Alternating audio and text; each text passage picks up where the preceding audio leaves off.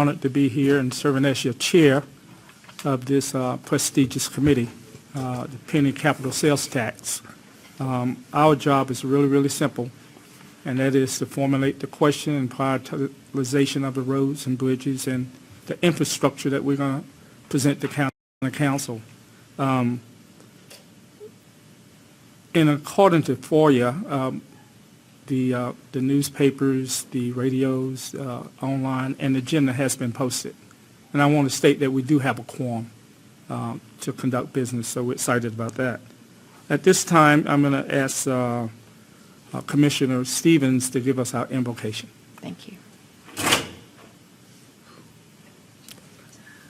Just in time. Sorry. Keith's here. I just saw him walking in. Okay. Just Thank you. Okay, Lisa. Thank you. Dear Lord, we thank you so much for the opportunity to live in this beautiful place, to be friends with these wonderful people that are gathered here tonight. Lord, we just ask your blessing on us as we prepare for the future. We make decisions that will care for the people that you have drawn to this place that call this place Greenville home. We thank you for this opportunity to serve our fellow man. Amen. Thank you, Commissioner Stevens. At this time, I want to recognize individuals in the audience that represent cities and municipalities. Would you please stand up and state your name and the city that you're representing?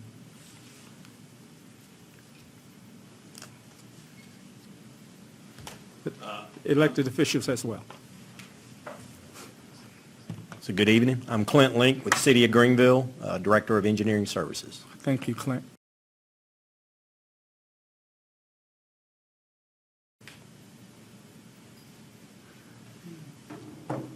Nick DePalma, engineering for the City of Greenville. Thank you.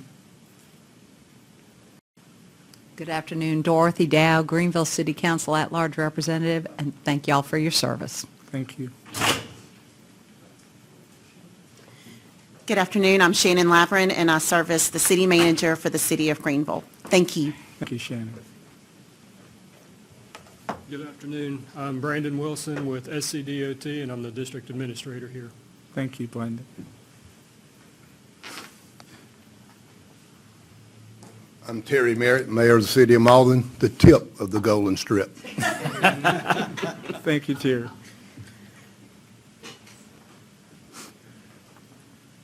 Sean Bell, City Administrator for the City of Fountain Inn. Thank you, Sean.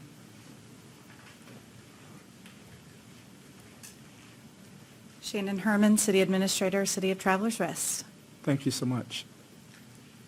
Thank you all for being here, and I especially want to thank the press for being here because one of our goals is to educate the citizenry of Greenville County and be open and transparent to all of their concerns and put forward the best possible product that we can do. Okay, at this time, Commissioners, you receive your minutes. Is there a motion on the floor for approval? So approved. Is there a second? Second. All right. So we have approval for the minute. All in favor signify by saying aye. Aye. Okay, thank you. And I think we'll turn it over to county staff. Hisha, thank you very much. Thank you, Mr. Chairman. Good evening. My name is T. Coker. I'm an assistant administrator with Greenville County, and we've got a lot to share with you this evening. So I'll start out with this just kind of basic overview of what we have in store.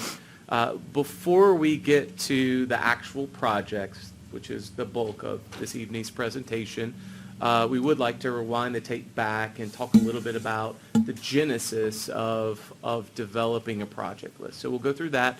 Then we'll talk about the various goals, stated goals for the projects.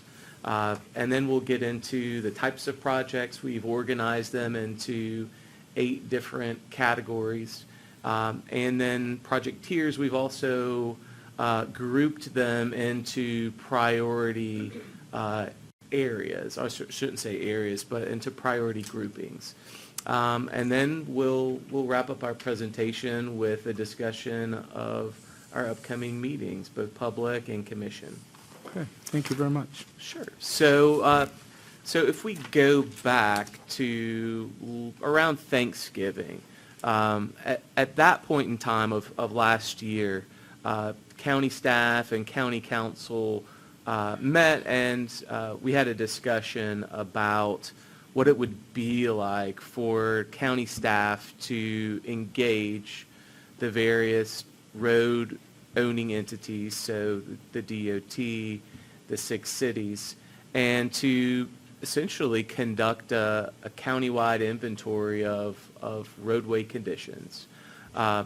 And also to discuss with all of these entities what their priorities are for improving their transportation infrastructure over time. So there was a council resolution that was adopted in December that instructed staff to do so. Over the subsequent 2 months, Keisha and I, we met with each of the 6 city managers, mayors, with a handful of council members. We met with the DOT district engineer and his staff.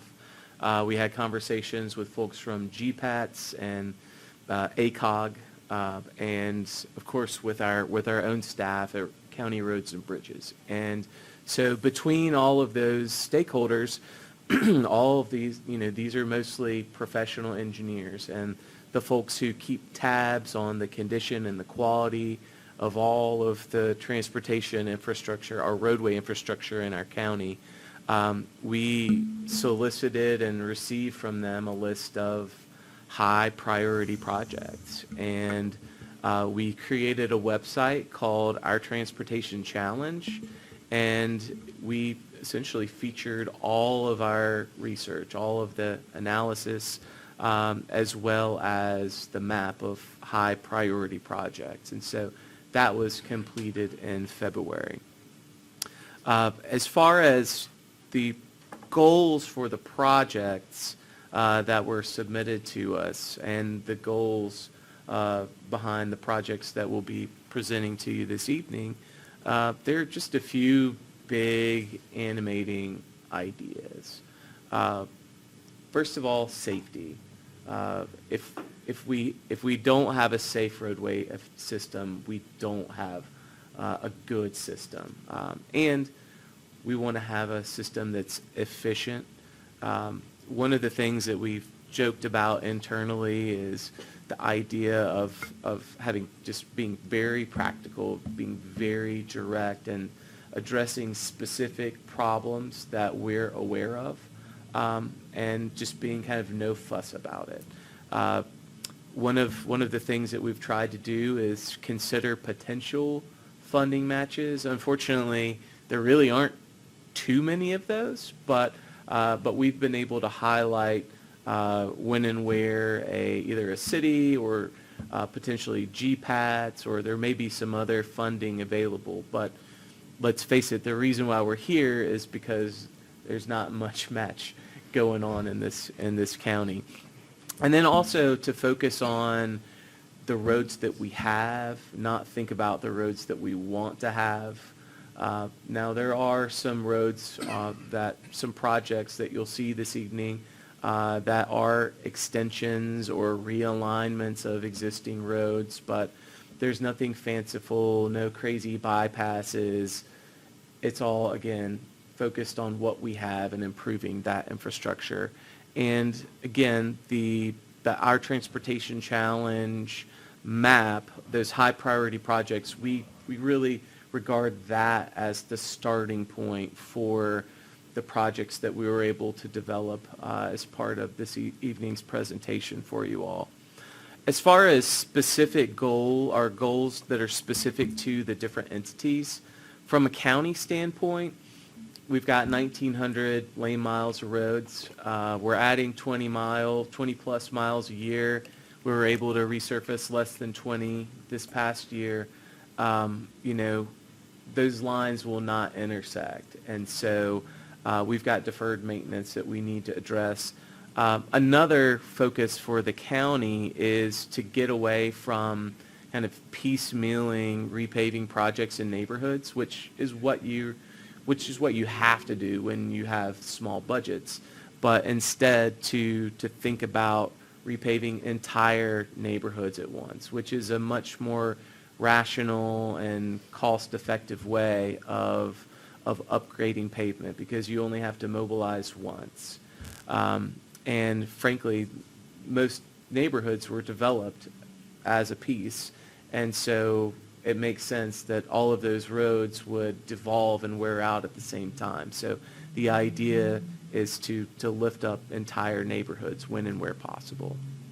As far as DOT and Brandon, I don't mean to put words in your mouth, but what we heard from Brandon and his team is there are roads, state roads within Greenville County that are important. They're minor arterial roads, they're collector roads, they connect places where they connect from where people live to where they work, but they're relatively low volume roads. And as such, they're very unlikely to be included on a DOT repaving list anytime soon.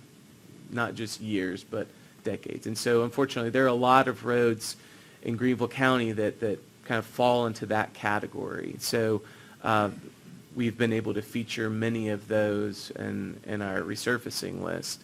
And then additionally, one of their priorities was to look at resurfacing in areas that are near schools, and in particular elementary and middle schools, where you have a higher proportion of folks who are walking, younger kids, et cetera.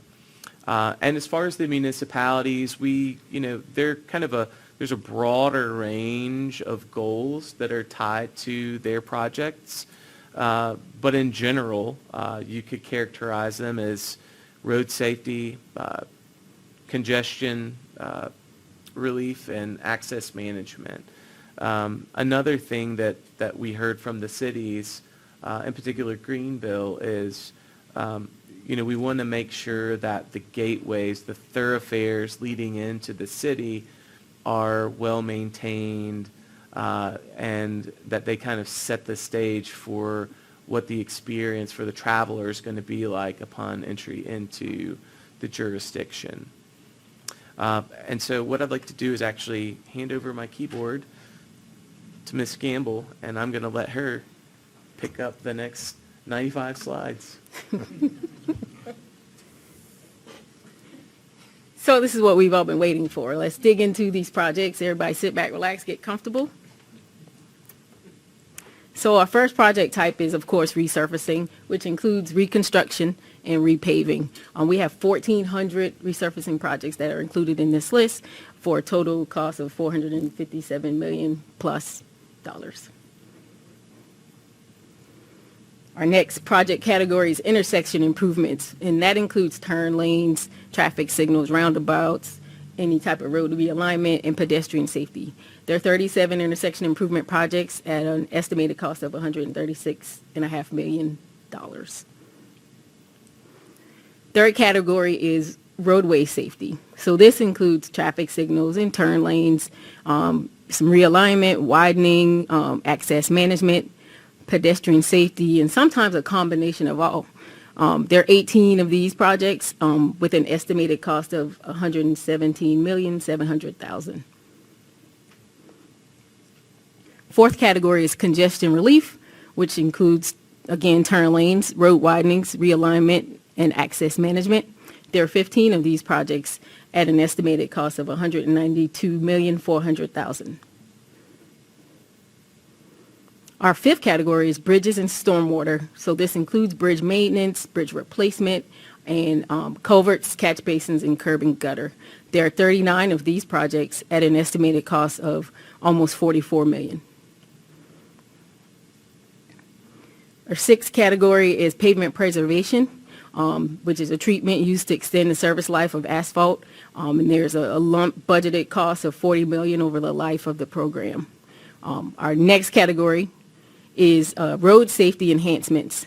These are the types of things that you would do on on rural roads or other local roads that are not necessarily a standalone project, but that do help with the safety on some of our roads, which include edge and centerline rumble strips, reflective pavement markers and striping, guardrails, tree trimming, shoulder improvements, signage, and of course, speed humps.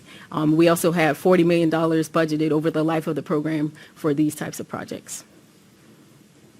Our final project type is transportation-related drainage. As you all know, when you're doing resurfacing on roads that may not be in the best condition, sometimes that's because there may be drainage issues associated with those roads. So these monies will be used throughout the process to address drainage issues that may come up during that process. And that is also $40 million over the life of the program.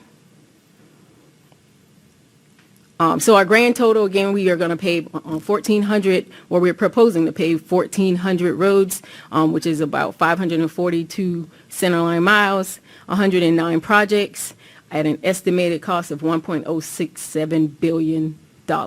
If you recall, our estimate from the Department of Revenue was $1.045 billion, so pretty close. So let's dig into the tiers. There are 4 tiers. You have copies of the tier project list in front of you, but we're going to go into in a little bit more detail.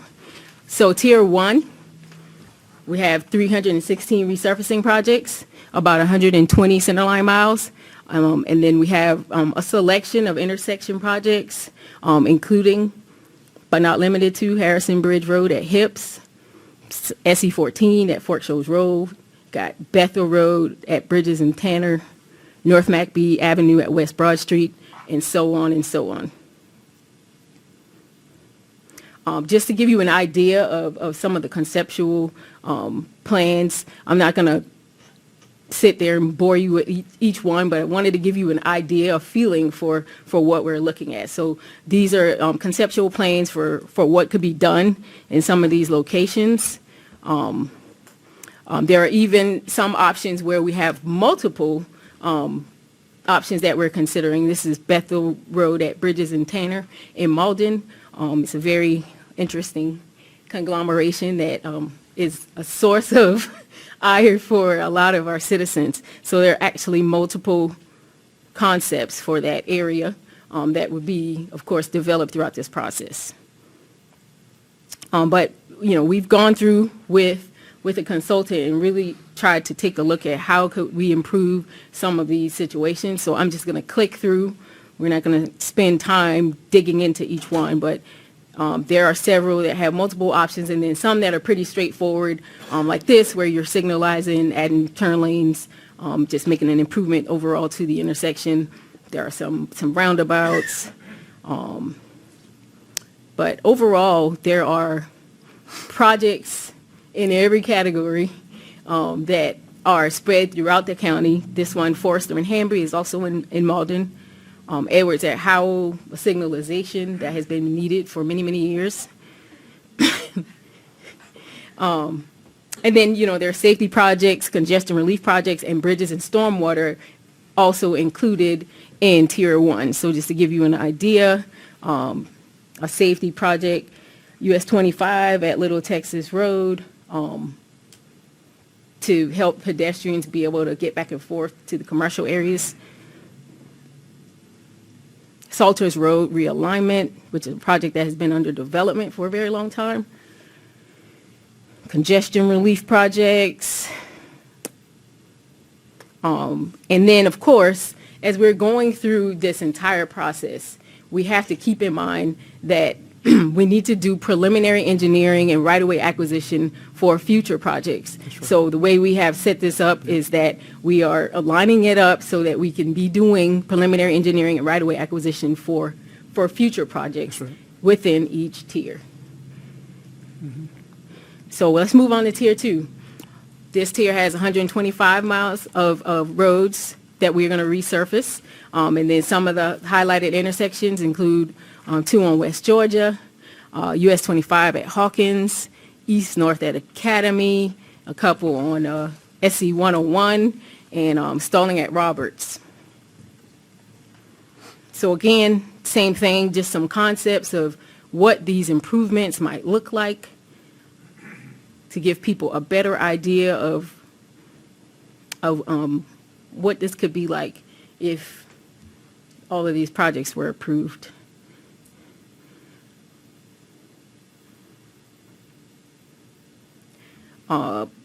There are some that have been in discussion for a very long time in the community. So I'm sure that a lot of folks in the room recognize some of these projects. The other tier two projects, like for safety, include some corridor safety improvements. You all know that there are going to be there's going to be a new school over near J.L. Mann, so Dallas Road and Ridge Road desperately need improvements.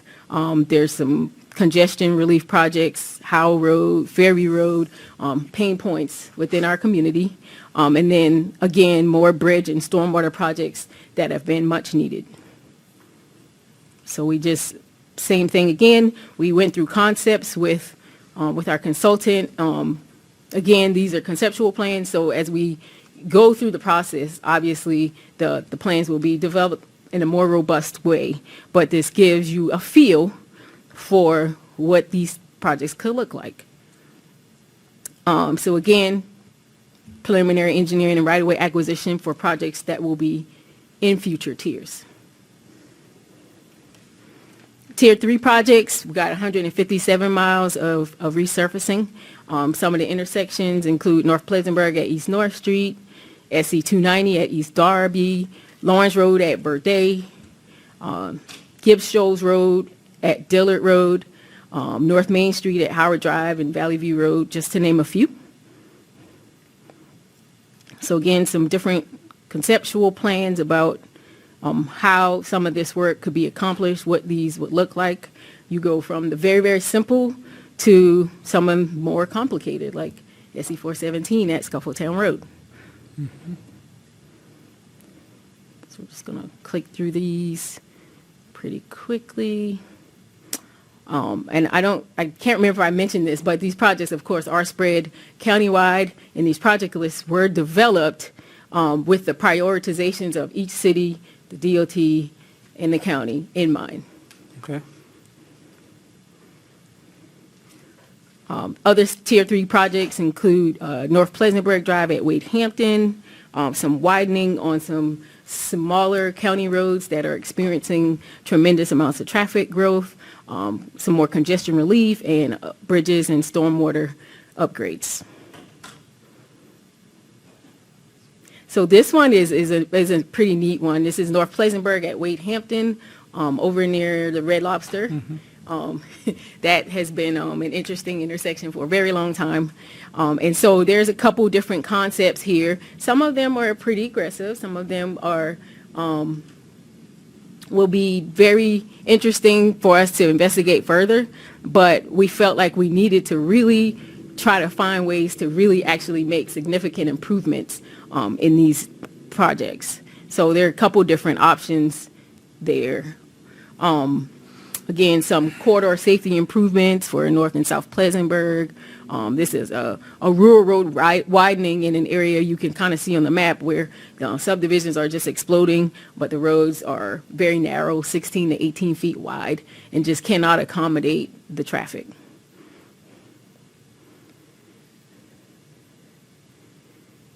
And so these roads are representative of all the cities, county, DOT, and again, preliminary engineering and right-of-way acquisition for our Tier 4 projects, which includes 139 miles of resurfacing, some more intersection projects. There are some doozies in here, including West Georgia Road at North Maple Street, East McBee at East Washington, Batesville Road at Dry Pocket Road, Woodruff Road at East Georgia, and Anderson Ridge Road. Project concepts, again, multiple concepts, especially when you're dealing with arterials and crossings. We have to get a little creative to try to make sure that we keep the traffic flowing. So there's a couple different options for some of these.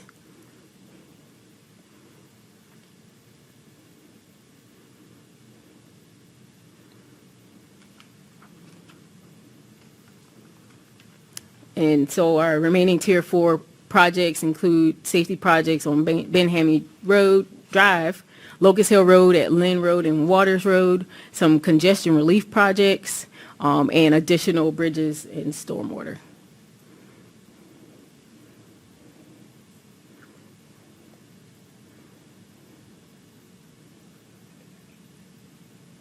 Can I go back? Oh, it's the last one. Oh. One project in particular that we'd like to highlight in this tier will be the Haywood Road I-385 interchange, converting it to a diverging diamond, which is a fairly new concept for our area, but this would vastly improve the traffic flow in that area. And so it is one of the larger projects. That's all I have on the projects.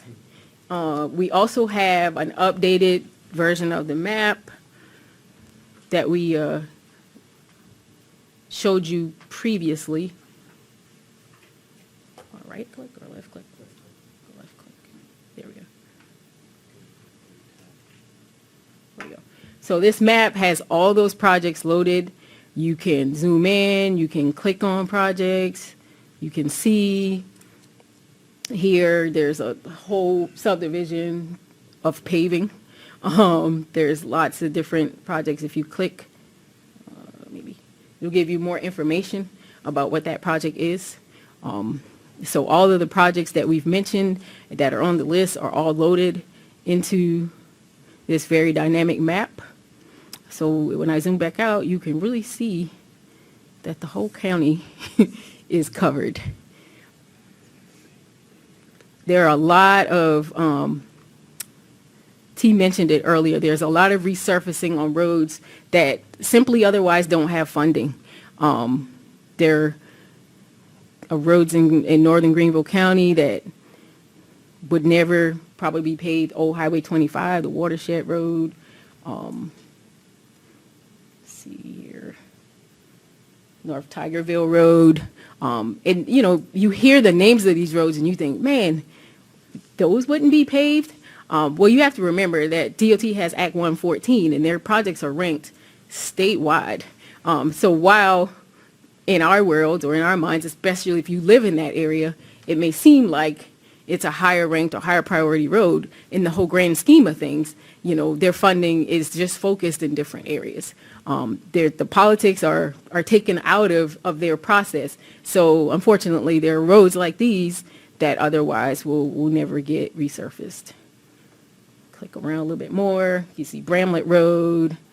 You're coming down into the cities. And you really start to see just the vastness of what we're working with here.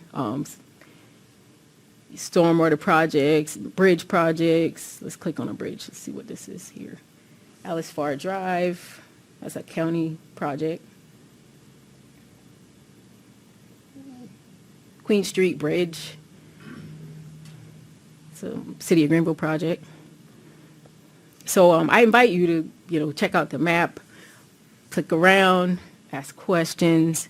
So with that being said, what questions do you have? So I have a couple questions for you, Hisha.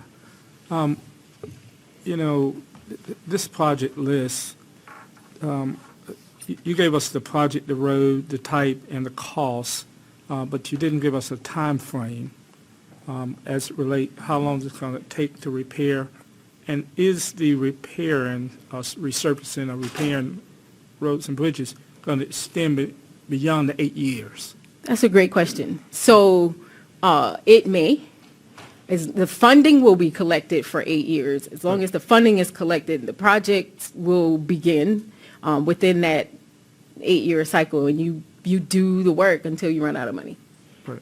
So the tiers are broken. We're broken into 4 tiers. They're not necessarily by years, but those are in priority order. So everything in tier 1 would be completed before you move to tier 2, and so on and so on. I got you. What about Woodruff Road? Woodruff Road? Yes. We're not touching Woodruff Road. There's a Okay. couple of intersection projects. There's also the $135 million Woodruff Road congestion relief project. Okay. That's some separate people from call it the this. parallel. That's right. It's totally separate. And then Great. DOT has been conducting a road safety assessment, and so there'll be some kind of tactical changes that they'll make to Woodruff Road. Okay, thank you. What questions? On one of the maps that was already on the website, it showed the bridges that were closed. Yes. How many of those are addressed in these bridge projects? There are probably only a handful. DOT has just recently passed legislation where they are aggressively pursuing their bridge program. So they are going to take care of those bridges sooner than later. Like that money is being programmed for the bridges that are closed. Okay. So we do have some bridges. There are some bridges, bridges. but I don't believe there are only a few DOT bridges Okay. that are in this because of that funding. Most of the bridges in here are belong to one of the cities or the county.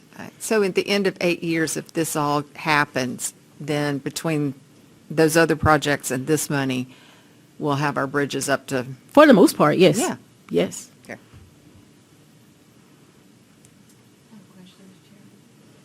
So the conceptual designs, as you said, are just concepts, so they'll be, but that is the basis for the estimates. Yes. We had to at least do that. Yes. Before we took them to the public, so that we could have a realistic estimate. Yes, we took those concepts and then we actually built out some cost estimates from those concepts. Mm-hmm. Great. Keith? Tom? This money is not to be used for interstate highways, correct? That's correct. Now, there are some projects here that may improve a ramp onto the interstate, but we're not doing any, widening of interstates or anything like that. Okay. Thank you. Okay. Hunter? Impressive work, and putting it in this kind of order is most impressive. Help me understand how you do that. I mean, how do you get from all these folks into something like this in a priority order and feel comfortable that it's in the priority order? Well, I'll tell you, I'm thankful that we have great relationships with our municipal partners and our DOT partners and GPATs. And so we're all very familiar with each other's challenges.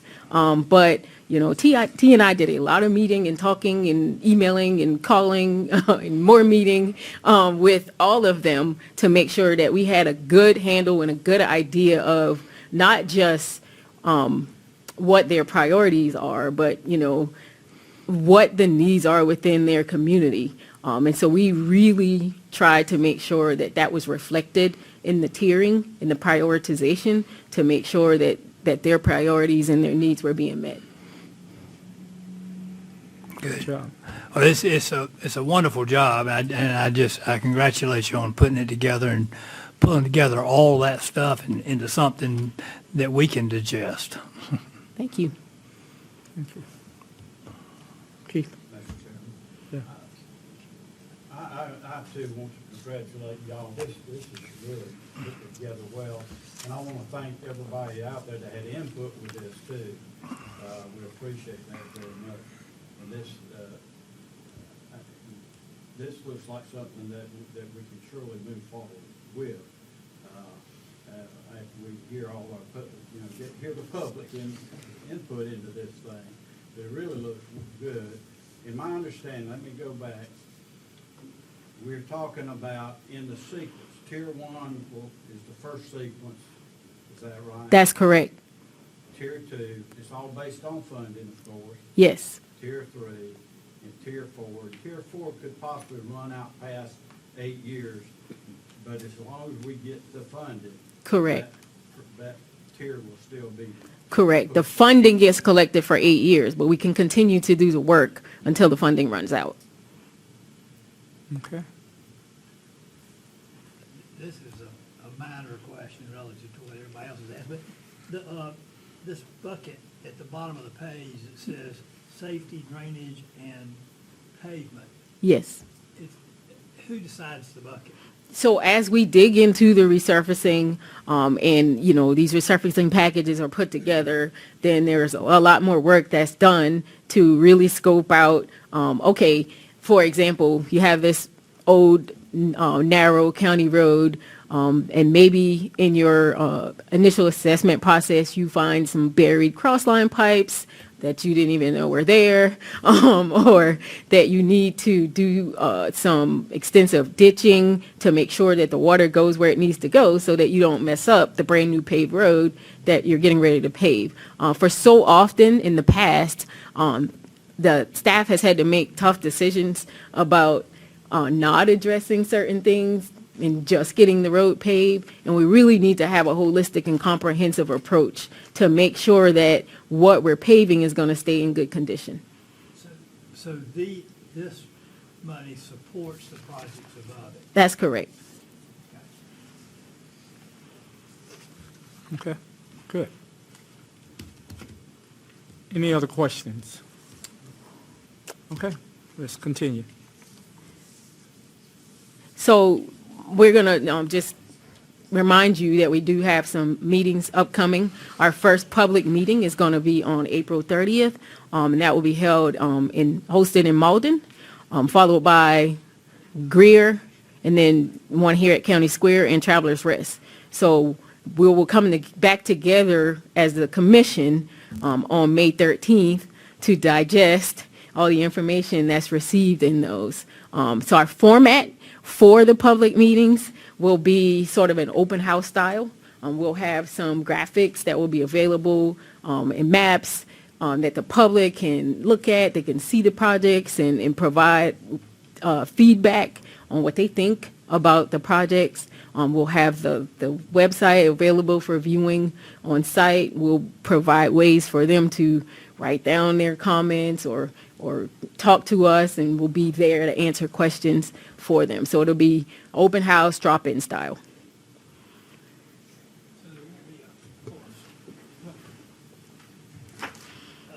So it won't be a formal sort of hearing type thing. It'll be more. No, sir.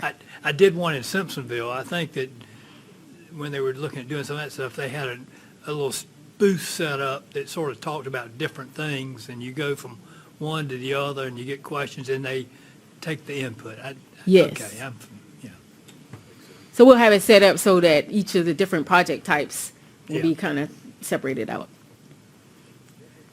And I'll go ahead and ask while he's talking. And then there'll be the online opportunity. Yes. For We'll have an comments online also. opportunity for comments. And these will all be, when do you, and I'm not holding you to exact day, but when do you have what's your current plan for when those would be ready for us to see in The public comment? Mm-hmm. We will have that ready for your meeting on the 13th. Okay. Mr. Chairman, Is that what you were asking? Yeah, the compilation? yeah, of- like a compilation of them, like would we Yes. get them maybe a couple of days before that meeting? Yes. Okay. You know, can we collect a lot of this data via the website as well? Yes. Okay, because right now you have your Q&A out there, but there's really no spot for citizens to leave comments or anything like that. Yes, that's in development. We were just Okay. waiting to get to the public input part of this process. All right, good. All right, Lisa? And this information will be loaded onto the site tomorrow. good. I think it's very important for these public information meetings because this is so complex and there's so much valid information that's gone into this decision-making that we should open the meetings with a presentation on the highlights of how we got here, where this is coming from, and how it's going to work. Because I don't think people will have enough information to even ask good questions until there is kind of a community understanding of what this process has, what it's gone into happening, and where we are today, where it moves forward. I think those are things that if you explain it to the room, then your citizens will feel more comfortable asking questions from a point of education. I don't see a problem with that, right before the meeting have, Yeah, we 5, can 10 set that up. minutes. Yeah. Yeah. I I don't see think a that's problem very with that. important that we open with an understanding of what how this list came to be and what and how the tax will be used. And examples of how it's been done in other counties and how when we travel around South Carolina, we're paying for things in Charleston and we're paying for things in Walterboro. And now it's Greenville's opportunity. Yeah. And I've also seen meetings where some kind of brief presentation like that has been on a loop on a television in case, because most people don't get there right at the beginning. So that's another way to do it. We'll work on that and see how best to provide some of that kind of background information. It's a great idea. People love going to movies. We'll serve popcorn, it'll be fine. Soft drinks. Okay. What other questions do you have?